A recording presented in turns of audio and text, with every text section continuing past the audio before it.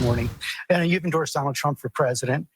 Judges and two separate juries have found him liable for rape and for defaming the victim of that rape.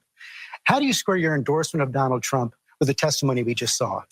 Well, I will tell you, I was raped at the age of 16.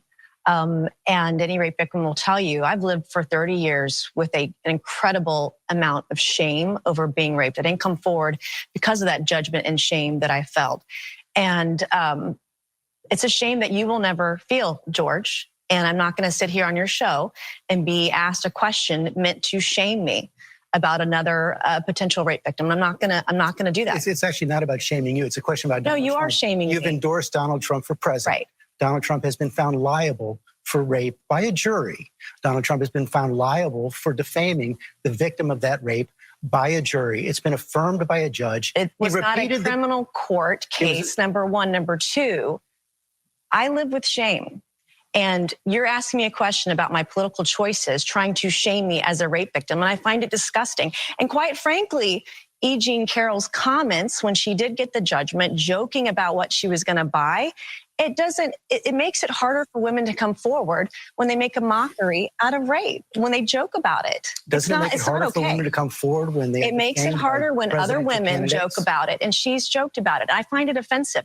And I also find it offensive that you're trying to shame me with this question. I'm not trying to shame you at all. In fact, I have dealt with this for 30 years. You know how hard it was to tell my story 5 years ago when they were doing a fetal heartbeat bill and there were no exceptions for rape, incest, or rape or incest in there?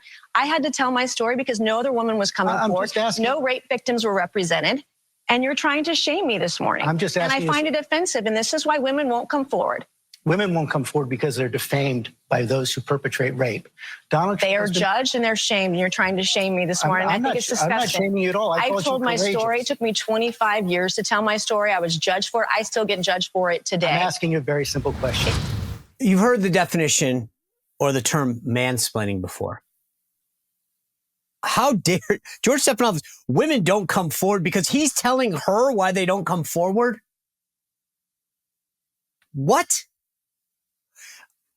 I am blown away at the lack of coverage of this interview. They covered for him. He mansplained to her what it was like to be raped, why women don't come forward. You don't know, Nancy Mace.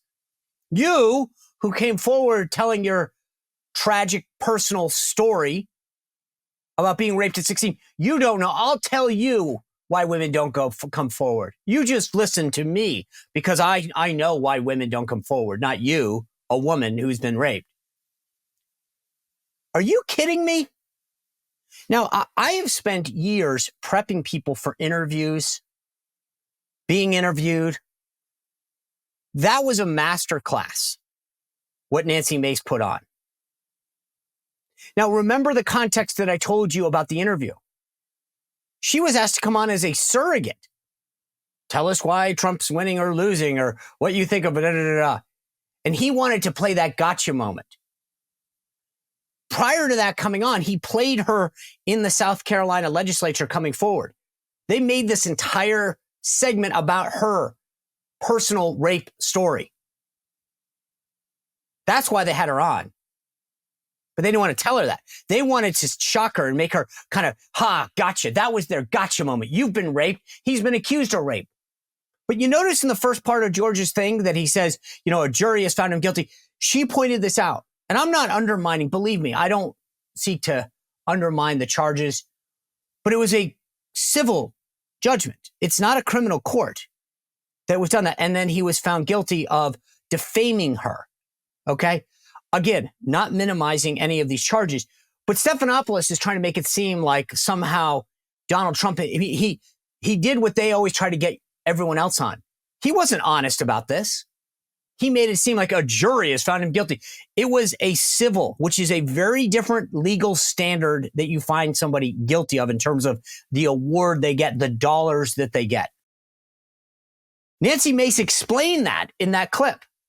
Then she also explained why she had a problem with E. Jean Carroll's response because she had been laughing about it. She had been talking about how she was going to spend all this money that Nancy Mace said probably makes it more difficult for other women to come forward because, gosh, she's mocking this experience that's so personal and tragic.